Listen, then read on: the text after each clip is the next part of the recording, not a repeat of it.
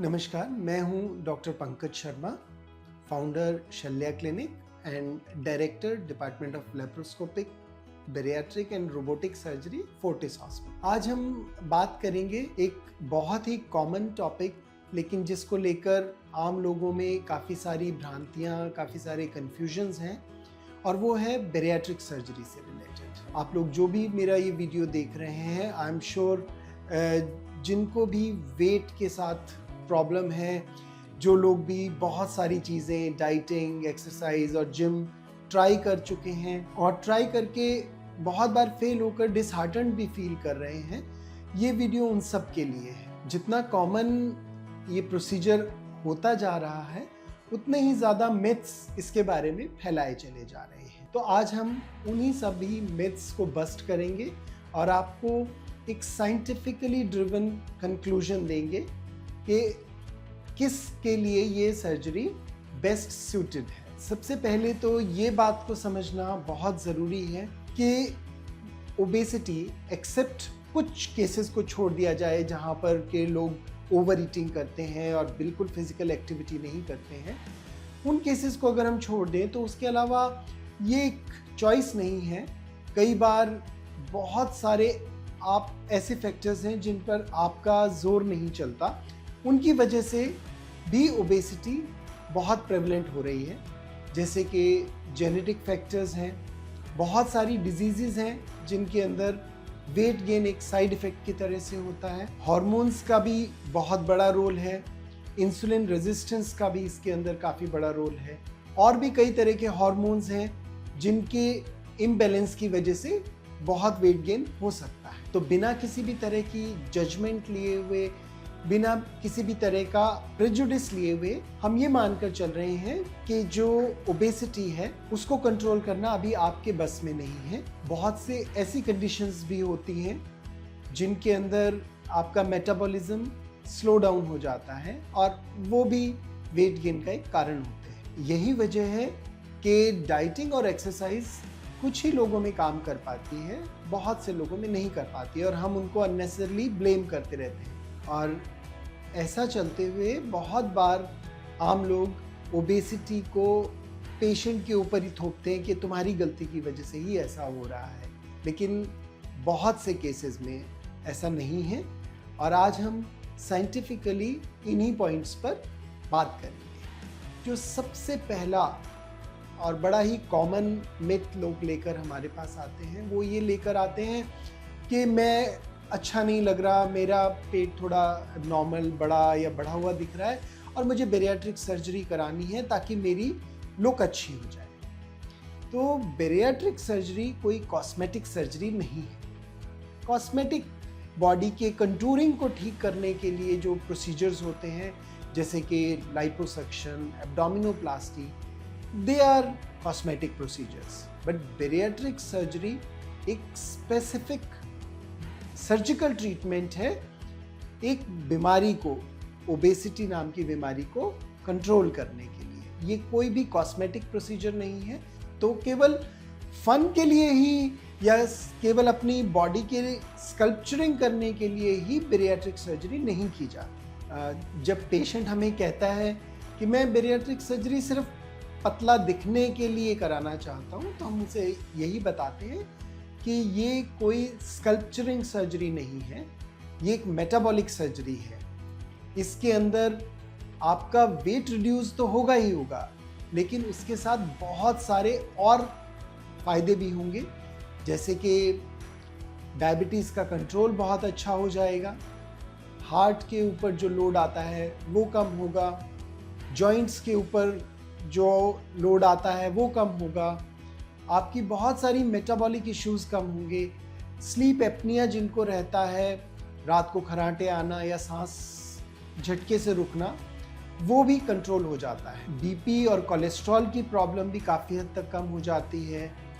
Fatty liver के ऊपर भी जब वेट रिड्यूस हो जाता है बेरियाट्रिक सर्जरी के बाद, तो उस पर भी काफ़ी असर आता है। तो एक तरह से बेरियाट्रिक सर्जरी जिन पेशेंट्स में इंडिकेटेड है, उनमें जब की जाती है तो वो केवल वज़न ही कम नहीं करती, आपके लाइफस्टाइल को ही पूरी तरह से चेंज कर देती है। बहुत से पेशेंट्स में तो हमने ये भी देखा है कि डायबिटीज़ की जो दवाइयाँ वो लेते हैं उनकी डोज बहुत हद तक कम और कुछ केसेस में ऑलमोस्ट बंद भी हो जाती है। एक और मिथ जो बहुत ज़्यादा फैला हुआ होता है कि बस सर्जरी करा लेते हैं, ये एक तरह का शॉर्टकट है वेट कम करने का, लेकिन ऐसा नहीं है। अगर शॉर्टकट होता तो फिर हर कोई हमारे पास आता कि चलिए मेरे को तो पतला करने के लिए बैरिएट्रिक सर्जरी कर दीजिए। ये एक शॉर्टकट नहीं है, ये एक तरह का प्रोसेस है जिसमें एक स्टेप जो है वो बैरिएट्रिक सर्जरी है। उसके अलावा भी देयर आर मल्टीपल स्टेप्स जिसको आपको रेगुलरली फॉलो करना होगा to sustain the weight loss. हालांकि बैरिएट्रिक सर्जरी एक पावरफुल टूल है आपकी इस जर्नी में, लेकिन जो प्रॉपर फायदा इससे आता है वो आपके और हमारी पार्टनरशिप से ही आता है। तो सर्जरी के बाद अपने पोर्शन साइज को कंट्रोल करना, डाइट को चेंज करना, कुछ सप्लीमेंट्स की जिनकी ज़रूरत है उनको लेना, रेगुलर एक्सरसाइज फॉलो करना, ये भी इसी सर्जरी के प्रोसेस का पार्ट है। एक बहुत ही बड़ा इशू जो पेशेंट्स को बैरिएट्रिक सर्जरी के बारे में जब सोचते हैं तो होता है कि इसके बाद तो मैं कुछ खा पी भी नहीं पाऊंगा, लेकिन ऐसा नहीं है।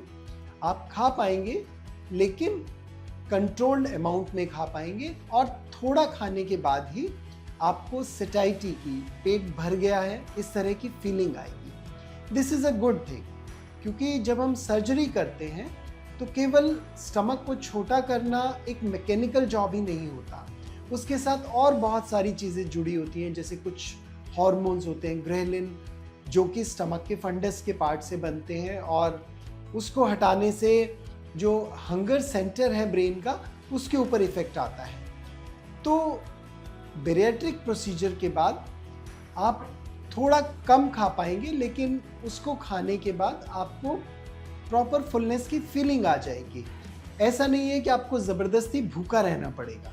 कहने का मतलब ये है कि कम खाना खाकर भी आपको एडिक्वेट सेटिस्फेक्शन और फुलनेस की फीलिंग आ जाएगी, क्योंकि इस सर्जरी के बाद हंगर हार्मोन कम हो जाता है, आपको सैटिस्फैक्शन की फीलिंग जल्दी आती है, क्रेविंग भी कम होती है। लेकिन क्या चीज़ खानी है और कितनी क्वांटिटी में खानी है, ये आपको ध्यान रखना ही पड़ेगा। कुछ लोग काफ़ी डरते भी हैं कि वेट लॉस सर्जरी जो है वो बहुत ही मेजर और डेंजरस सर्जरी है। देखिए, ऐसा नहीं है। हाँ, ये एक मेजर सर्जरी है, लेकिन आज के समय में जहाँ एनेस्थीसिया और सर्जिकल टेक्निक, इन सब पर ही काफ़ी ज़्यादा डेवलपमेंट और इम्प्रूवमेंट हो चुका है। तो जिस तरह से बाकी सब सर्जरीज़ हैं, हम गॉल ब्लैडर के लिए, हर्निया के लिए या इंटेस्टाइनल और प्रॉब्लम्स के लिए सर्जरी करते हैं, लगभग उतना ही रिस्क बैरिएट्रिक सर्जरी के साथ भी है। लेकिन ये सवाल हमें अपने आप से करना है कि कॉम्प्लिकेशन किस में ज़्यादा है।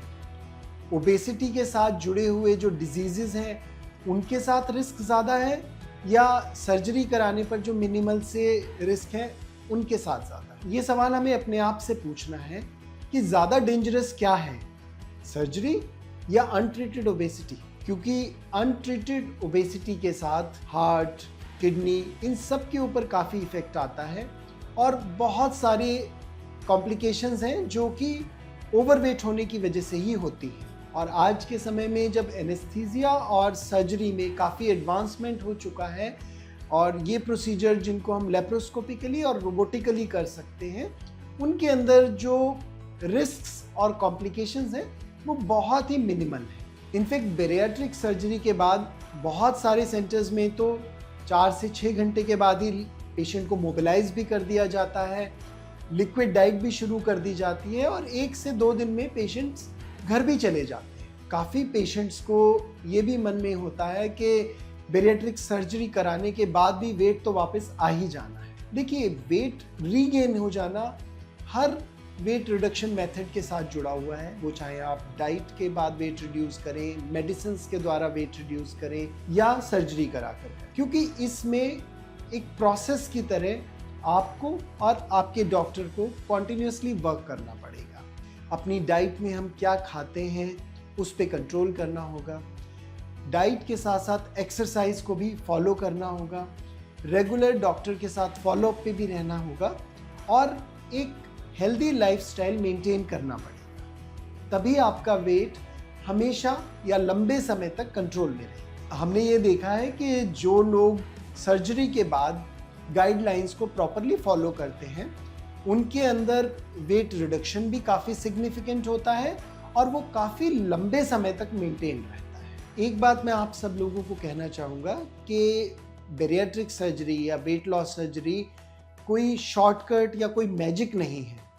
ये एक साइंटिफिकली प्रूवन मेथड है जो उन लोगों के लिए बना है जिनमें बाकी सब मेथड्स जैसे कि डाइटिंग या एक्सरसाइज वगैरह फेल हो चुके हैं। हर ओवरवेट और ओबीज पेशेंट को बेरियाट्रिक सर्जरी की ज़रूरत नहीं होती, लेकिन राइट कैंडिडेट्स के लिए राइट टाइम पर ये सर्जरी डेफिनेटली एक मैजिक की तरह ही वर्क करती है। ओबेसिटी और ओवरवेट होना हमेशा ही आपकी गलती की वजह से नहीं है, लेकिन उसको इग्नोर करना ये भी ठीक बात नहीं है। बेरियाट्रिक सर्जरी का जो डिसीजन है वो किसी भी फियर से या किसी भी मिथ पे बेस्ड होकर मत लीजिए, बल्कि साइंटिफिकली प्रूवन फैक्ट्स को ध्यान में रखते हुए और अपने बेरियाट्रिक सर्जन से डिस्कस करके ही लीजिए।